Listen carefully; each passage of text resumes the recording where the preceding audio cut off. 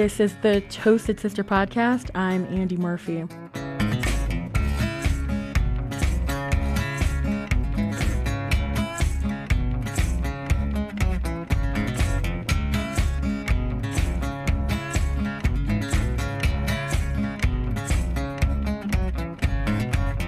Today I am joined with.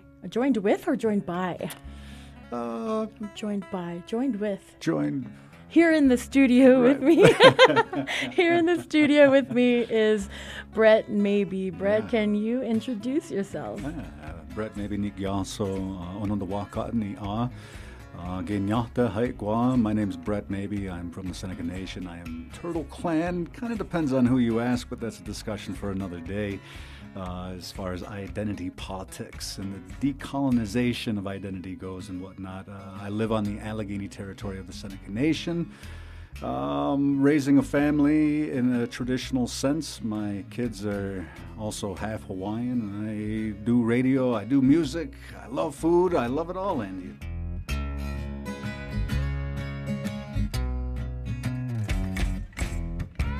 Brett came down from New York to visit us at the Native America Calling studio in Albuquerque, where he hosted 2 special live episodes in April.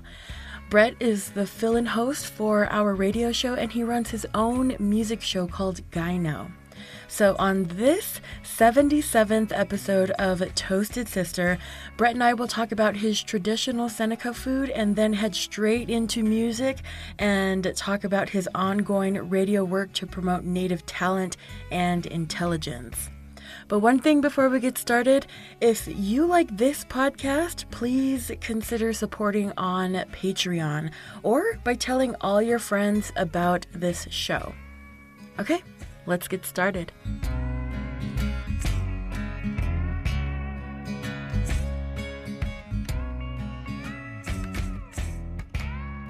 It's been pretty awesome to see you working here at the studio here at Native America Calling and just, interviewing those musicians the last couple of days kind of seamlessly. Cool. I'm glad to hear that. I think it's one of those things I was telling Art the other day that you don't really realize how much work you're putting into something until perhaps you step back and then are brought back into a situation like that. So there was like a 6-month gap, I think, from the time that I was live on air to doing that guest host position with Native America Calling. And it was refreshing, to say the least, to I guess, feel a little bit reassured that, I'm getting somewhere with it.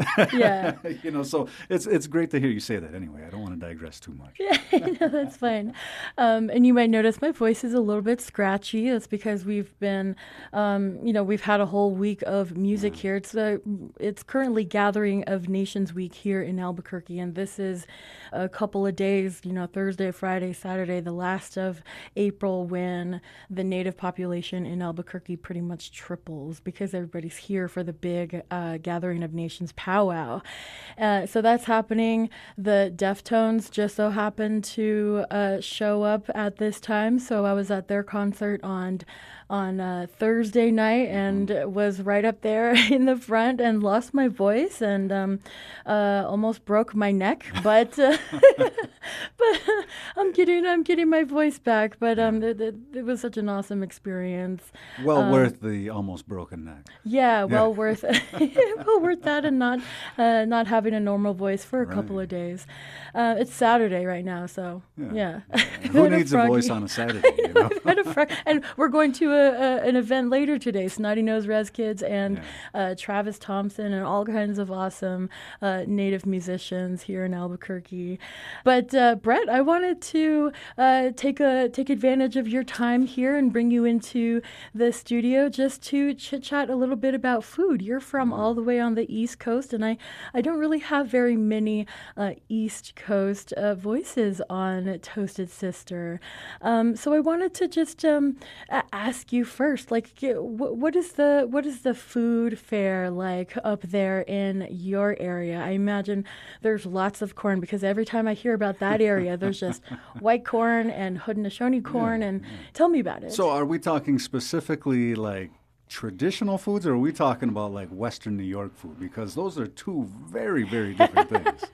Let's get Western New York Okay. and the colonizers out of the way. Sure. Well, Western New York is the heart disease capital of the country, and some of that might have to do with the foods, including chicken wings, beef on wick. Have you ever heard of that? No. No.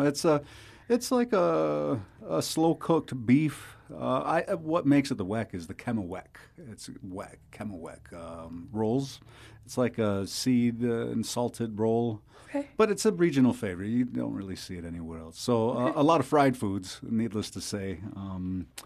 There's some pretty good eats around there anyway. A lot of good seafood.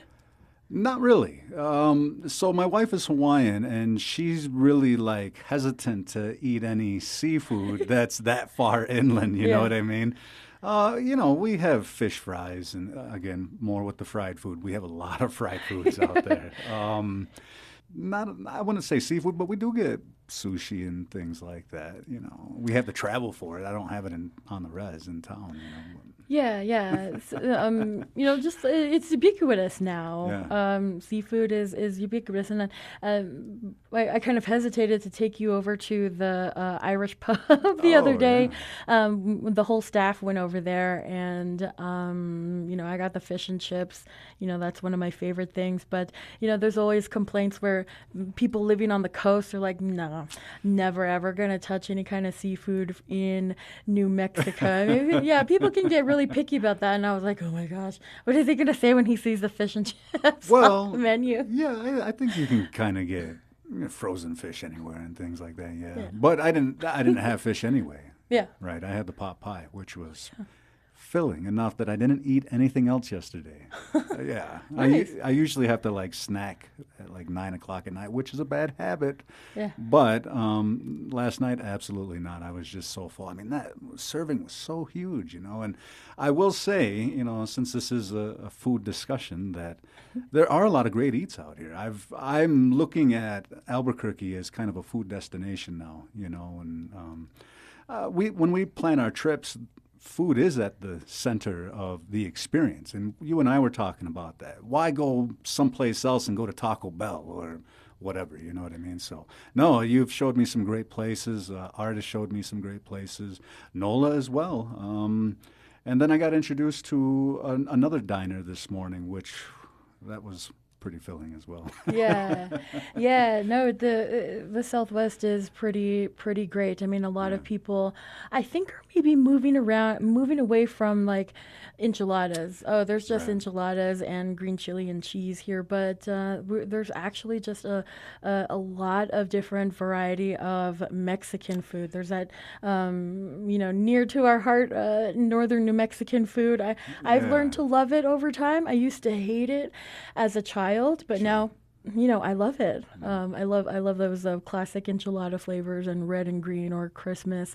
But yeah, those tacos from down south and those families who move up here from Mexico. I mean, that's the best. They know how to use chili. They know how to use all kinds of different vegetables and fresh food. So let me ask you this then, those burrito tacos that we had the other day. Birria. That's birria? Birria, yeah. Oh, sorry about that. Well, if you want to put that accent on it and roll your tongue, I cannot. Birria. Yeah, I cannot like physically roll my tongue. It takes practice. Yeah. Okay. So, all right. That is kind of a fusion too, right? Because it wasn't a strictly traditional recipe either, yeah? Yeah, that was by my friend Ryan Taylor. He's Okewinge, and his pop-up business is called Yapopup. Yep. Yeah. It's Pope, spelled and pronounced backwards. But his take on birria tacos is pretty interesting. It's he said his grandmother's like red chili pork stew recipe. Yeah. So birria has a couple of special combinations of dried chilies you use in birria, especially the guajillo chili. That's the main chili in birria. But he uses chimayo chili, which is something that the Pueblos, that's their brand of chili. Yeah. That's cool. So he uses that and slow cooks all that meat and finishes it on the grill, serves it up with that consomme, and That's It was that's amazing. a good pairing with Yeah, the beer over at Bow and Arrow. definitely a highlight of the trip too. So yeah, Yeah. most definitely. So I wanted to also talk about, yeah, the traditional food. Now that we've got Albuquerque and all those fried foods kind Yeah, of out of the way, I would agree. tell me a little bit about some of the more traditional eats there in your native community. Sure, sure. It's my understanding, and first, I do want to start with a little bit of a disclaimer. As much as I love culture and I love history, I wouldn't necessarily consider myself an expert in any one area. Although, as an ambassador or somebody who strives to represent the nation that I come from as I travel about, yeah, I feel really honored to be here and talk with you a little bit about some of the I guess history of our foods, at least from what I understand, because I think, that's also part of the reclamation as well. We often associate like fry bread, and things like that as a traditional food. And, we all know that that's a pretty new thing anyway, you know what I mean? Squash, we have our Joheco. You hear a lot about the Three Sisters, yeah, the corns, beans, and squash. That was, you know, I'm sure other nations had that, but that's specifically like a Haudenosaunee thing as well, And so I think corn is obviously the latest arrival in that trio of sisters. And before that, we were primarily, I think, known to be kind of squash eaters, actually. That was our big sustaining food, and beans, of course. But yeah, I mean, you see the introduction of corn and then populations explode, right? And that's not just there. That's the trend all over the hemisphere, right? So, there are a lot of kind of dishes that do revolve around that. I think you're familiar with Gaënö farms. You've kind of talked a little bit, I think, with some of the food sovereignty movements that are going on and whatnot. And yeah. Yeah, yeah. I never knew how to pronounce it. Hmm. Never knew how to pronounce it, but I know what it's. I know how it's spelled Yeah. just on social media, and I think I've had one of the farmers there on Native America Calling Cool. before. Yeah. Yeah. Yeah, gakwio. It's essentially gakwa, which is food, and wio, which is good, and it's good food. All right. And yeah, they have an amazing operation going on out there right now. It is commercial, and I think some people would like it to maybe not be set up like that, but everybody's got to pay their bills. How do you expect to keep the lights on and stuff Right. like that? So I think, instead of just trying to knock down what they have going on, food sovereignty really is at the heart of what those efforts are. And, they raise bison out there. I think they, in fact, just added to the herd, and they'll harvest the meat. And that they do give away to elders and, community members. But, they're also, again, trying to keep the lights on, right? Yeah. White corn is a huge thing, which was a thing before Gakwio. And I think you guys are really good friends at Native America Calling with Ganundagan. And of course, the Iroquois White Corn Project has been around for a long time, but I think they were really instrumental in helping to bring that operation to the forefront. And along with other initiatives around the area, something that does amaze me is how many different varieties of corn there are. It just kind of blows my mind that in such a short amount of time, I think relatively speaking, you see varieties that are specific to the territory even. I didn't know this until I went to the agricultural meeting a couple of weeks back. But I mean, there's, a corn planter corn. That is specific, and the regions actually do kind of vary out there and whatnot. So it's just that kind of indigenous ingenuity, I guess, and the way that they were able to just make it work, I think is really, really cool. Corn, obviously, kind of going back to the corn again, was the main staple. And we were talking a little bit in the pre-interview about, origin stories of foods and things like that. And I think the most obvious one that comes to mind for me is the introduction of the roast corn soup. We have whole corn soup, and there's a whole process behind taking the hulls off of the corn in order to make it workable too. But then there's roast corn soup, which has a completely different flavor profile and whatnot too. And that one has, it's not a cool origin story, but it's an origin story. Yeah, yeah. Would you mind telling that origin story? The best I can, anyway. Okay. Back in the summer of 1779, George Washington gave the order to exterminate the Iroquois. And so he sent two of his generals, General Clinton and General Sullivan, to march across Haudenosaunee territory, starting in the Mohawks on the eastern door, and then just doing a scorched earth campaign all the way across over to Seneca lands. And then there is actually another arm of that as well. That's the main campaign. That's the one that most people talk about. But then there was Daniel Broadhead, who came up from Pittsburgh and along the Allegheny River and ended up burning down the village where Cornplanter himself lived. And that's how it gets its name, Genosadegan, which literally means burnt village. Luckily, there was already a little bit of a skirmish, and they were able to save the lives of the people on the Allegheny territory at that time because they had advanced warning from an ambush that had happened, I don't know how many miles downstream, but, anyway, the survivors of that ambush were able to make it back up and give a warning to everybody. So they got up into the hills, but they did find a lot of corn, and so they burned that all up. And, that was a hard winter. That was everything that they were working on, right? So they did the best they could, and they cooked the burnt corn. And so it's my understanding that that's a little bit of the introduction of the roast corn soup.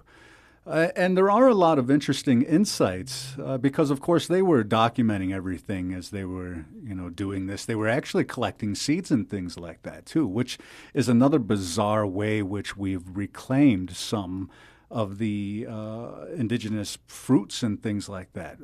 There is a specific apple that a member of Clinton Sullivan campaign grabbed examples of or seeds from, and those were reintroduced back here a few years ago anyway. And I think there tends to be a little bit of reflection when a lot of community members eat that roast corn soup. It's kind of a way to remember some of those hardships and things like that too. And, I just like the taste of roast corn soup. It tastes great. Yeah, yeah. I mean, we have, just toasting the corn, roasting corn, and a lot of other ingredients just brings out a whole different flavor profile from, whatever that ingredient is. So what is the roast corn soup? How is it made now? I'm sure it's not, how it was traditionally came about. Well, right. So I think the big difference is, and as I was kind of mentioning, and I don't cook corn soup. I always get it. I always just buy it. But, the white corn is substantially hardier corn than, sweet corn, which doesn't have a lot of nutritional value to it at all, right? So there's a specific process. You have to use lye in order to remove the holes, and they always used ash and things like that to do it. Nixtamalization. Yeah. So that's the process for hulling the corn and getting that kind of popped or puffed, profile from that particular white corn. And not only that, there's an interesting side note as well. It's also my understanding that the white corn, once hulled and processed like that, actually has more of a it exists as more of like a complex protein than a carbohydrate. So again, another one of those reasons why it was such a sustaining food. It had what you needed in order to kind of keep you going. And of course, warriors would take grounded cornmeal with them and whatnot. And actually, I was going to start talking about cornmeal too. That is something that they do with the white corn and, mush and breads. And the corn wheels are freaking amazing too. Those are really, really good boiled corn wheels. Throw some butter on there and some salt. Ah. What is a cornmeal? Yeah, it's just basically, like a corn. You would take all of that hulled corn and yeah, I guess essentially make it into like a wheel and then boil it. And yeah, then people package them up and, you get them at the powwows a lot and things like that. They're Okay, kind of really, like a really good. big giant dumpling. Yeah, kind of. Yeah, Okay. I think that's a good way to describe it. Hmm. So that's one of my favorites as well. The mush we actually eat quite a bit at home because the gakuio, they do, like I said, process it and sell it. So I'll go to the museum, once a month and buy a bunch of that flour. And then, we throw fruits in there in the morning if we're doing it more of like a breakfast food and maple syrup, it's amazing. It's really good, really earthy. Yeah, yeah. Super good. That's pretty awesome. I mean, we have lots of blue corn down here too, and there's a lot of that blue corn mush, blue corn bread. Flakes too. I've had blue corn flakes. Flakes. Have you ever had those? No, I've never seen a flake. Yeah, Corn so flake. cornflakes, right? Not Kellogg's. Please don't sue me. Please don't sue me.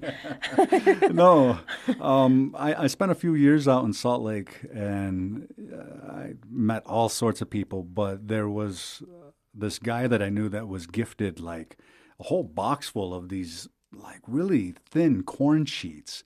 And I would just, munch on them all the time. It was like a skin. It was so good. Peaky bread? I don't know. Is it super thin? Really flaky. Yeah, oh Like yeah. really Yeah, flaky. yeah, yeah, Like yeah, you have to eat five of them just to. yeah. Yeah. Yeah. Okay. Was I he never knew what from? it Was was he called. like Hopi? I Was think he so. one? Yeah. Yeah. That's Yeah. peaky bread, and it was Okay. blue, Yeah. Oh, bluish yeah. gray. So good. Yeah. Yeah. So, Yeah. I like whenever I get it, which is very rarely. It's really good, just like crushed and sprinkled on whatever you're eating. oh, yeah. That's like a stew or whatever, Yeah. a piece of grilled meat. That's really Goes, good. oh, yeah. That sounds amazing. I'm getting hungry now. Okay.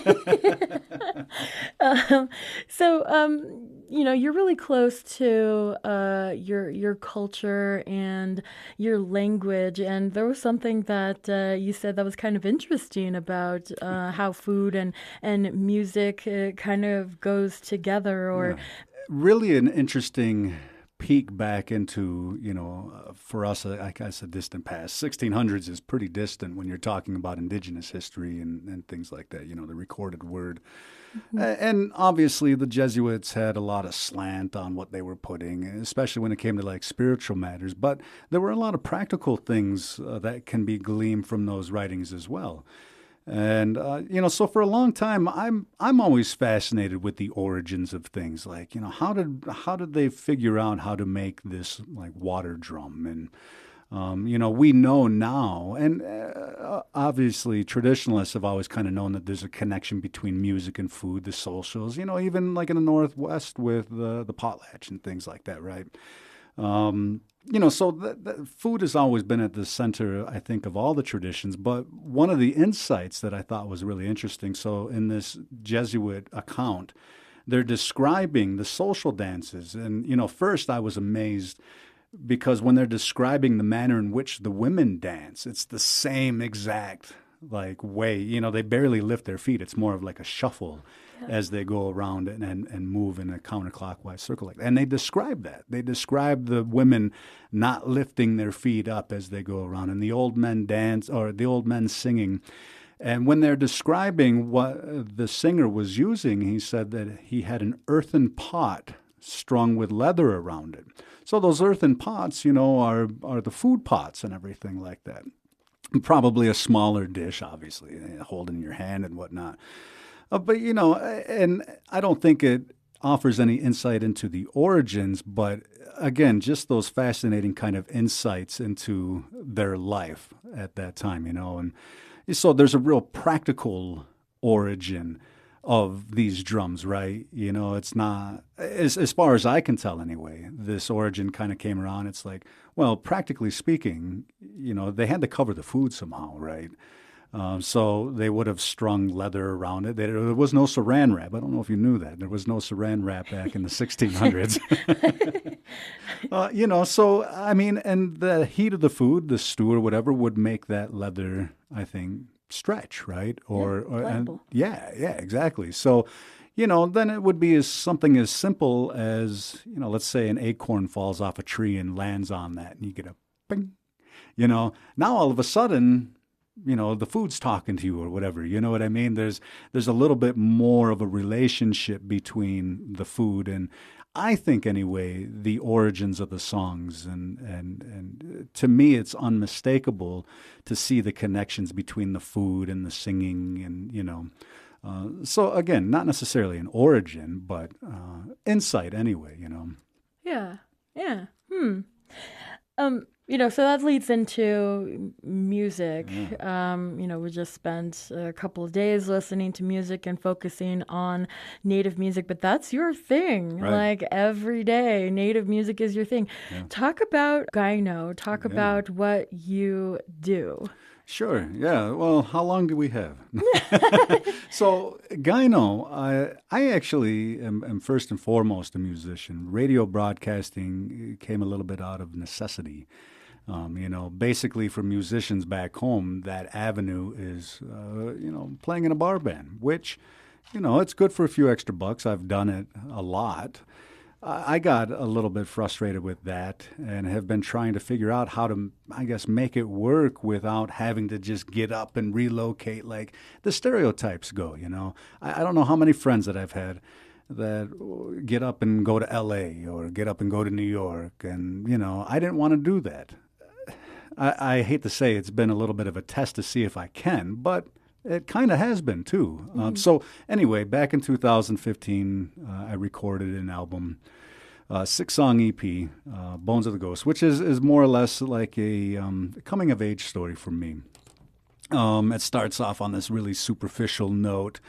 The songs are in pairs. I nerd out like I do with everything. I put way too much into it, kind of the mechanics of it and everything. But there is a story, and it is this kind of coming from a place of superficiality and immaturity. And then the two instrumental songs in the middle are kind of transformative. And by the end, it's flawed, but it was kind of where I had come to that thus far in my kind of traditional learning. I didn't grow up traditional, so this is a new relationship for me, right?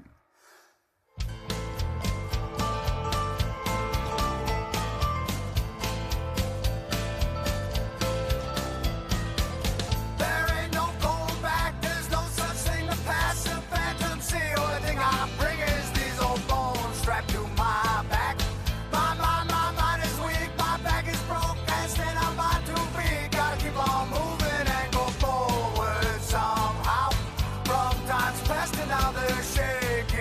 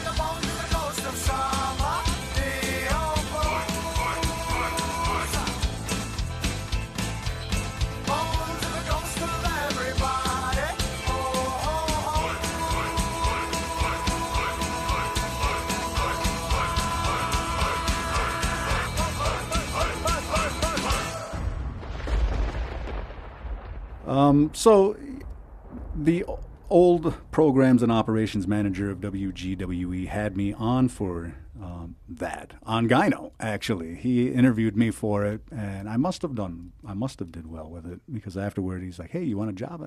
Get out of here, man. I don't want to talk about other people's songs. I want to talk about my own, bro. And things like that. So he moved on. He asked somebody else. That guy just decided to stop showing up. So 6 weeks later, he comes back and he says, "Hey, Brett, I really, really need somebody to, reliable. Please reconsider." And by that point, we found out that we were pregnant with our second son. And, we had to be flexible. And I really am happy with how, fluid we can be in our situation. So, it's like, all right, if she's going to want to stay home, then I'm going to need to pick up a little bit of slack. Yeah, I'll do it for a little bit, And so I did. And I did it part-time, I think, for about a year. And in that time, I was given the host duties of Gaënö. It was a half-an-hour show. And then the following year, there was kind of a change of guard with that radio station, and Chris Russell, our programs and operations manager, asked if I wanted to make it an hour show, add an interview to it, and so I thought, yeah, all right.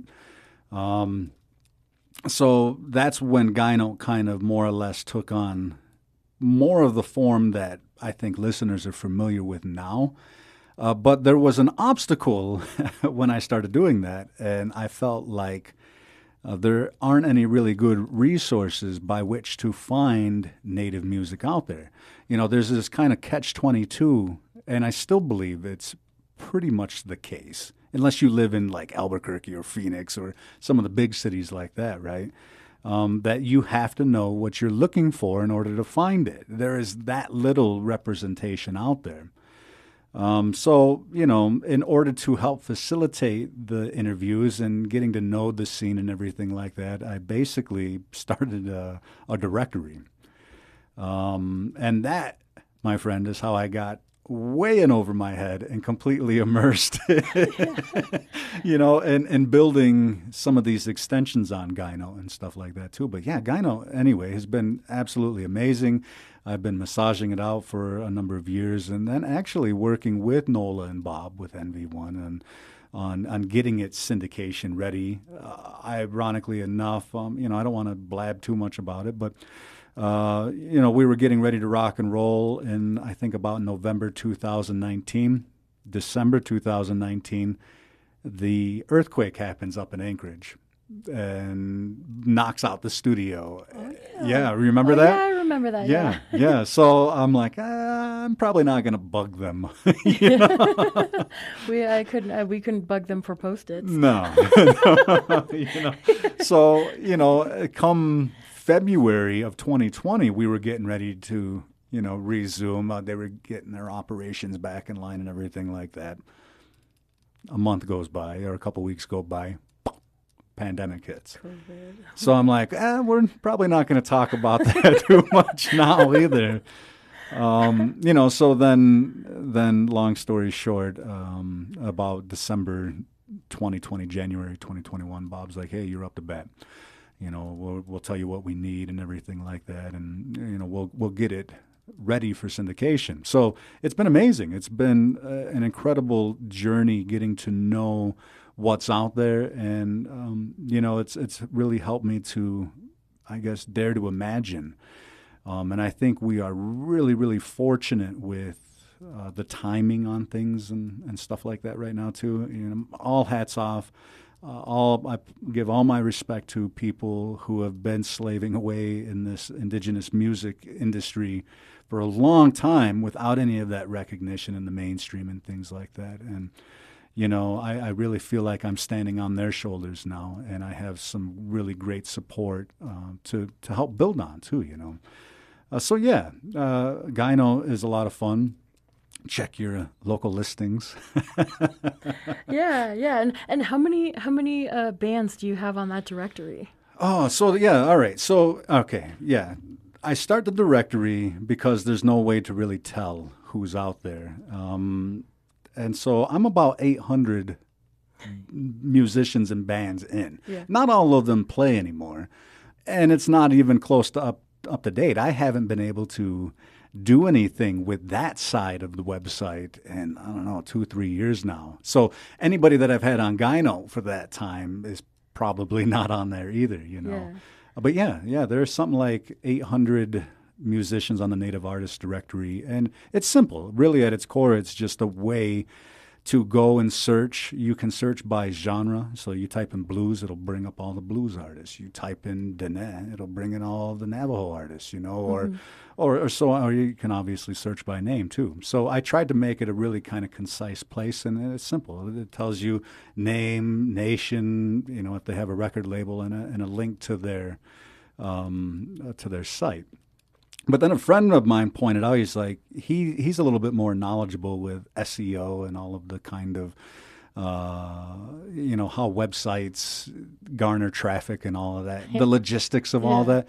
He's like, well, with a website, you don't necessarily want people to leave your website. What you have, you're just shoehorning everybody to somewhere else. You want people to kind of stay there. So I had this other project that I was working on independently. And so I was able to kind of facilitate it, and now it also has a 24/7 indigenous music playlist going on with it and whatnot too. So, yeah, it's tons of fun. But I'm really trying to make it a place where we can express ourselves in a free way like that. You know, it's going to be heavy in cultural stories, and as I was mentioning to you, a lot of the news that I want to focus on is not, you know, economics and bottom line and business and all that kind of stuff.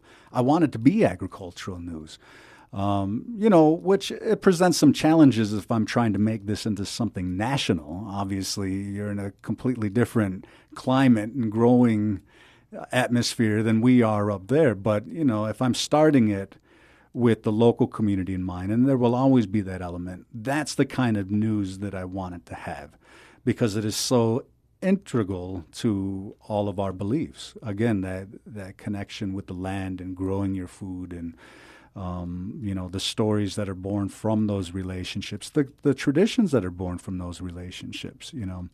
So yeah, it's kind of fun because it's like all these little hyphae of mushrooms or whatever that, you know, they send out their feelers, and now I'm starting to see some of this mycorrhizal fruiting and things like that between the projects, you know what I mean?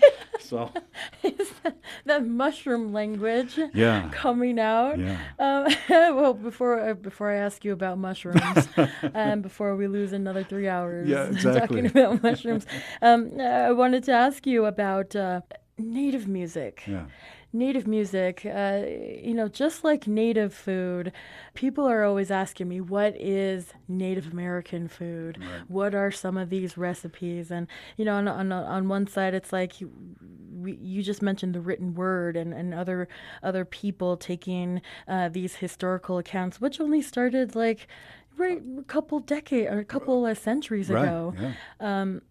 You know, so you know, when people ask me that, it's kind of a hard question to answer, but you know, I always give them like a contemporary. It's contemporary. It's what we're cooking right now. It's what we're cooking with the flavors and the agriculture and the land right now, where we are and where our tribes have always been, whether that's here and around Albuquerque or you know, wherever. I mean, everywhere is kind of like is native land, and there was a tribe there, and there were cooks and dishes and flavors just from that spot. That's what Native American food is.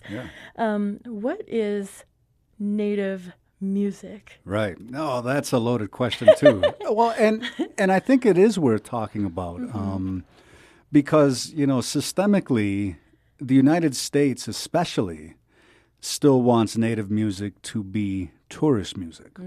You know, the flute and the drum, and you wear your feathers, and, you know, you're going to be in this new age category. And they make it very hard to let it be anything other than that, you know, which at this point I just don't think is possible. It's like, you know, it's one of these situations. It's, we're going to make it for ourselves anyway. You know what I mean?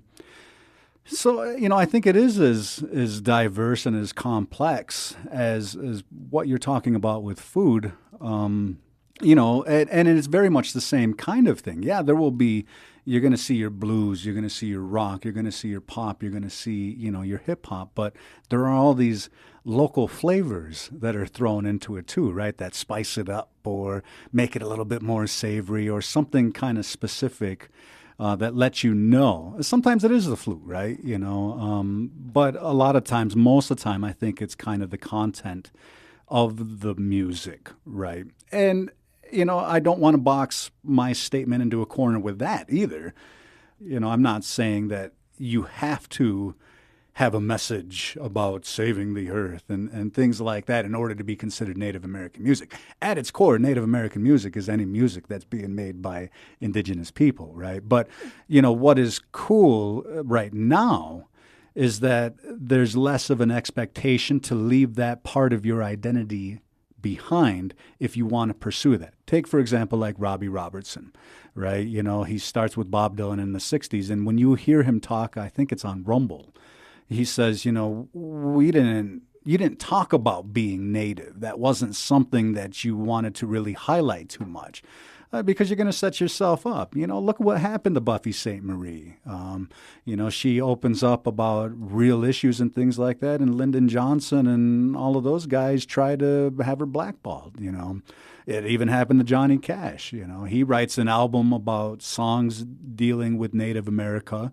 And even one of those songs on that album are specifically about the Allegheny territory that I'm from, For As Long As the Grass Shall Grow.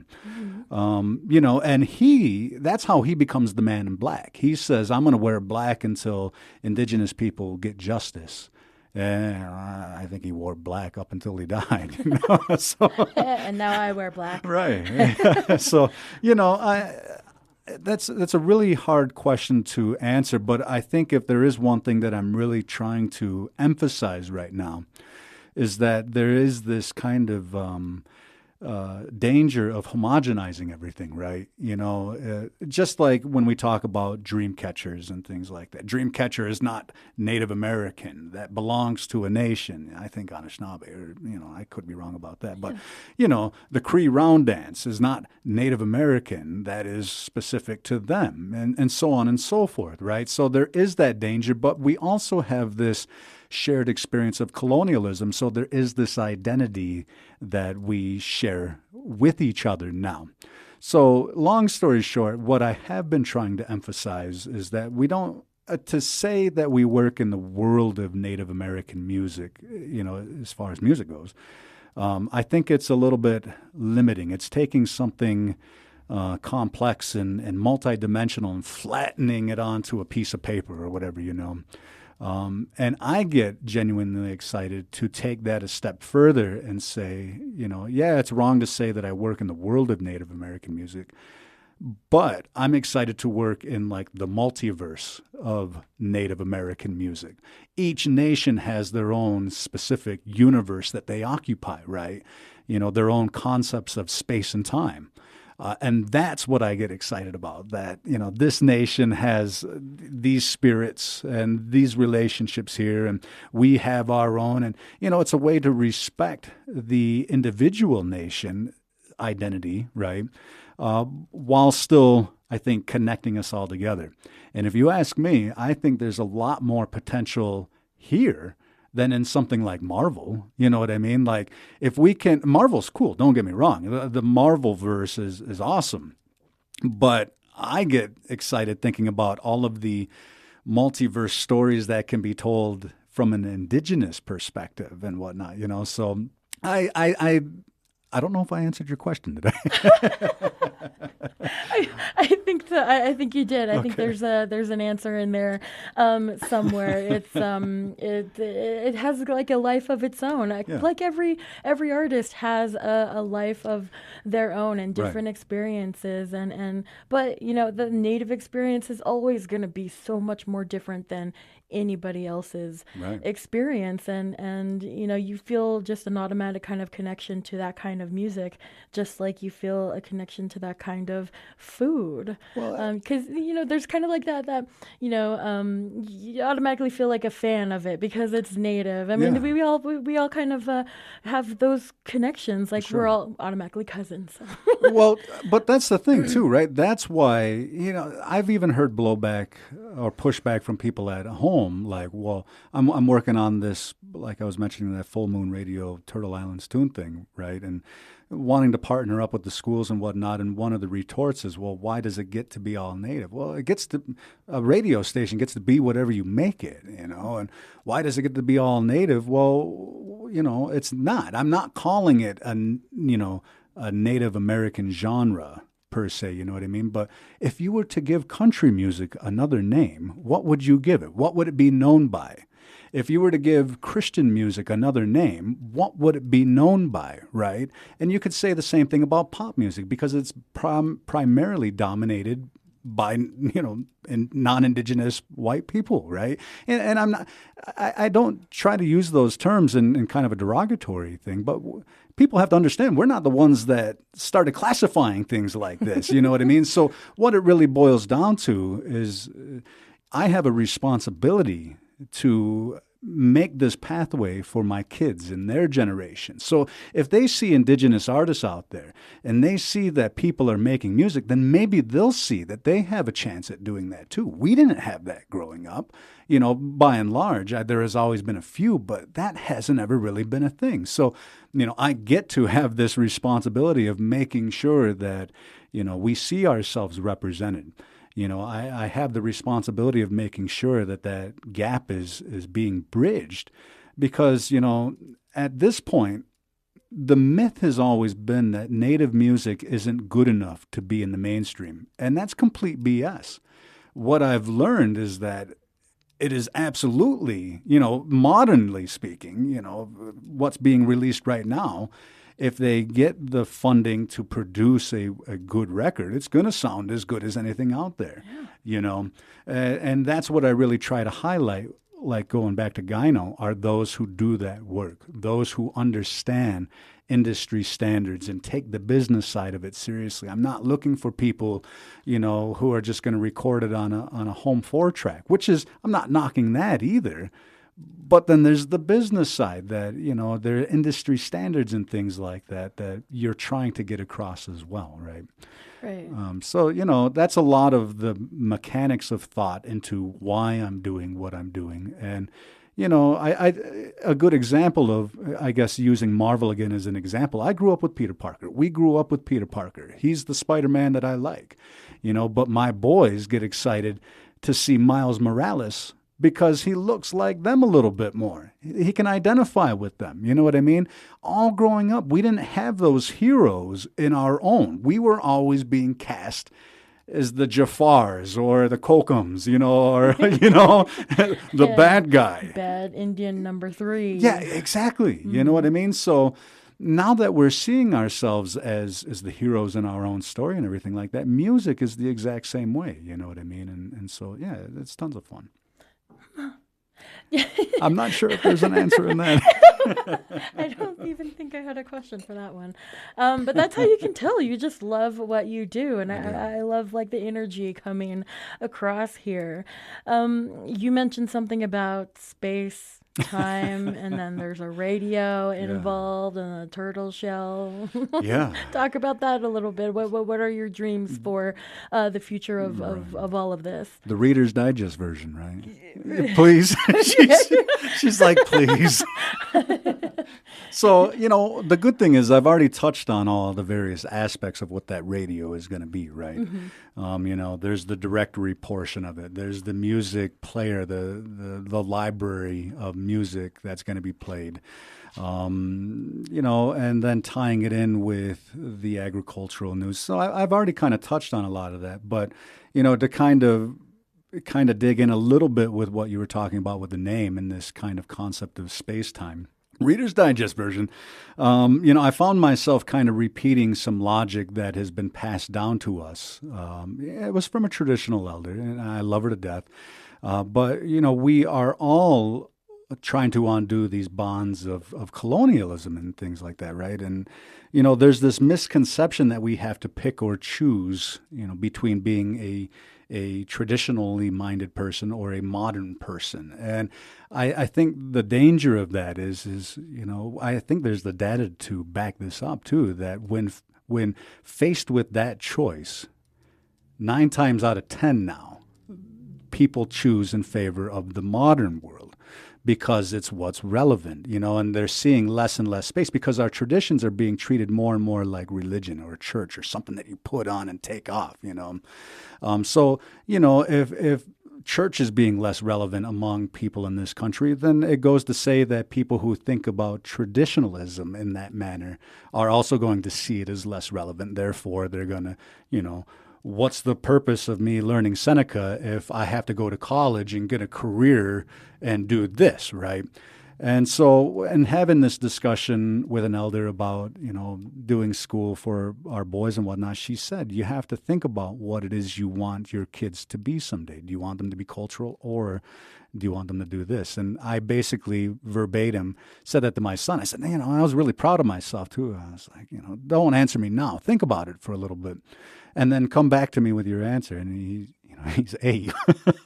Not that he should have figured out what he wants to be, but he comes back, he says, Dad, I've been thinking about what you said. He was 8 at the time anyway. He says, I've been thinking about what you said, and I want to be a scientist someday. So I think I'm going to stay going to school here. And now I'm like banging myself on the head. Man, you're dumb. Like, why did you say that? You set yourself up, to get that answer. And I was, all right, I'll be right back. I'll be right back, son. So I said, all right, look, I fully support you wanting to be a scientist someday. And I'm going to do everything I can to help get you ready. But here's the thing.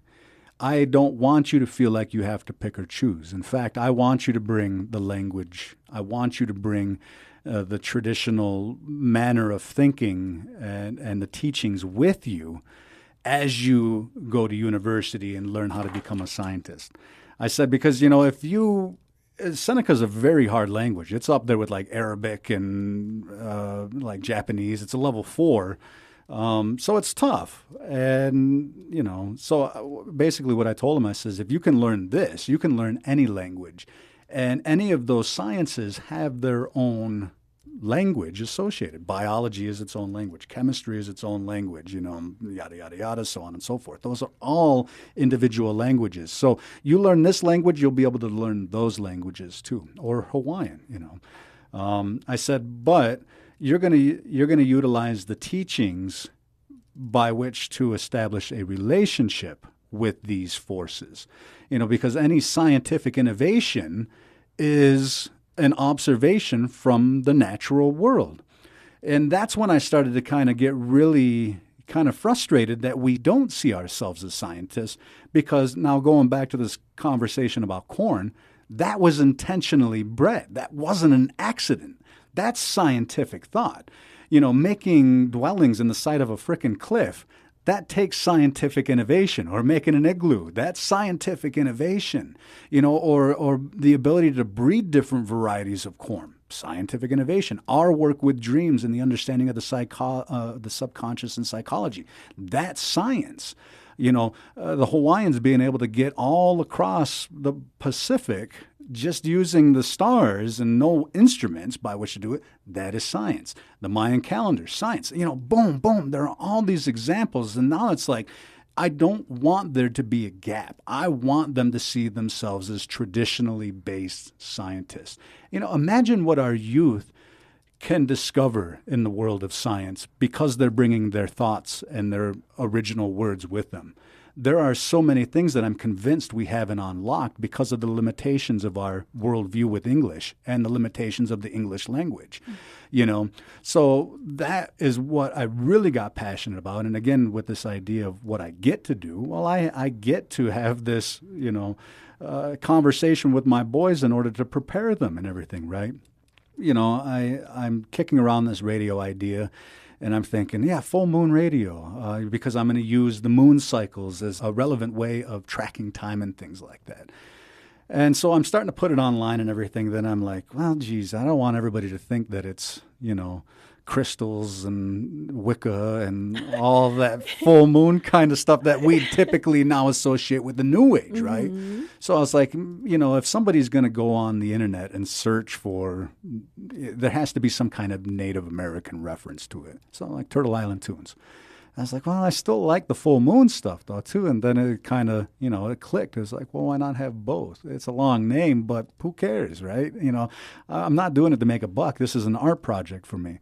So it then became Turtle Island Tunes under the Full Moon Radio. So I kind of took both of those names and combined them. And so as I was sitting with it a little bit, I was like, all right, Turtle Island, we hear a lot about land acknowledgments, and Turtle Island is a land acknowledgement, right? Anytime I get on Gaënö, I try to limit the amount of times I say, the United States artist or the Canadian artist. To me, I don't want that border to exist between, the nations here and the nations over there. So calling them Turtle Island musicians is a way to acknowledge the land right there, right? But I do think there is an element that's missing, and I don't think it's any fault of anybody. I think we just need to build on the conversation, right? So we're having these land discussions. Why don't we start reclaiming our use of time as well? And that's what the full moon is it's a time acknowledgement, an acknowledgement of our reckoning of time and how many of us shared those beliefs in the moon cycles and used them for planting and, so on and so forth, right? So then now the name becomes an acknowledgement of space and time. Now I get to be the dad who is, helping my kids to be scientists someday. That's all physics. That's, quantum physics and things like that. The theory of relativity and Albert Einstein, that's space-time. And I even threw a quote on there that has something to do with the effect like, time, I'm going to butcher it right now. Anyway, but, you need both of those elements there for reality to exist. You need time and space in order for matter to function, right?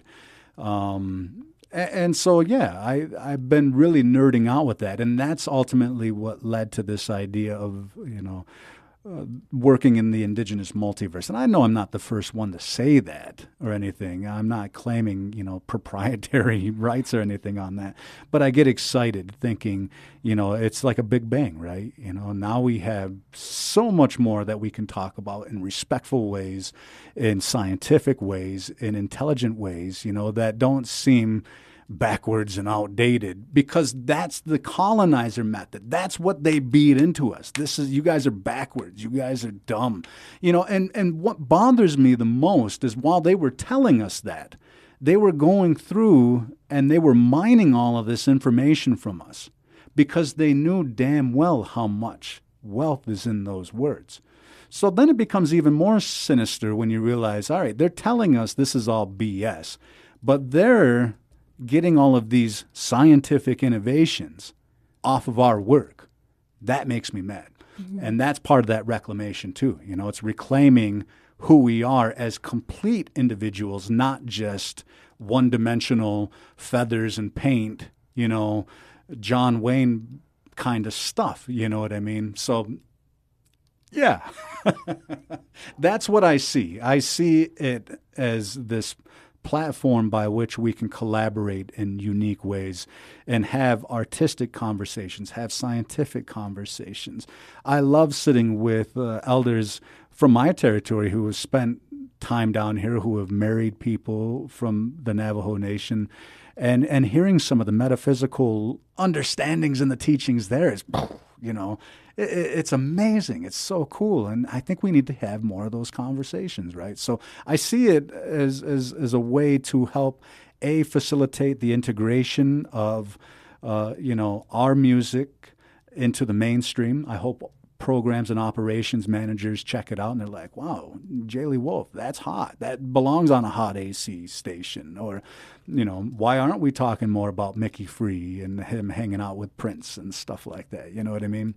But at the same time, too, I also I want it to exist for no other reason than just to have the space by which to express ourselves that way, Revisiting archetypes, if I'm going to make up a tagline, it's like traditional radio means something different around here. It means something different to us than it would mean to a broadcaster who produced on WNBC for the last 40 years. See, that kind of traditional radio means something completely different to them. And they're the ones that keep telling us, no, there's no market for it. No, there's no market for it. Bull. We're going to make the market because we are the market. We're not trying to market it to you anymore. We're trying to market it to ourselves, to our kids. And is that okay or not?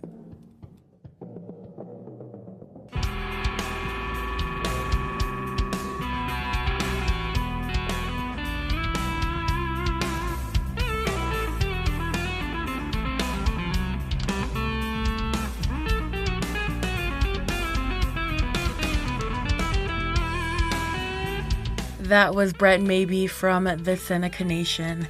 Links to Gaënö and Native Voice One are in the show notes and on my website, toastedsisterpodcast.com. The song you heard in the middle of the show is Bones of the Ghost, and this song you're hearing right here at the end is Realm of the Earthworm, both by Brett Maybee. This episode was recorded in the Native America Calling studio here in Albuquerque. Music for Toasted Sister is by C.W. Check out his music at cwayon.com. That's cwayon.com. And I will be going to Las Vegas, Nevada soon for this year's National Center for American Indian Enterprise Development Reservation Economic Summit. That is for short called RES, hashtag RES 2022. So if you're there, say hi to me and stay tuned for a very special Toasted Sister episode about food economics in Native America. I'm Andy Murphy, host, creator, producer of the Toasted Sister podcast. We'll see you next time.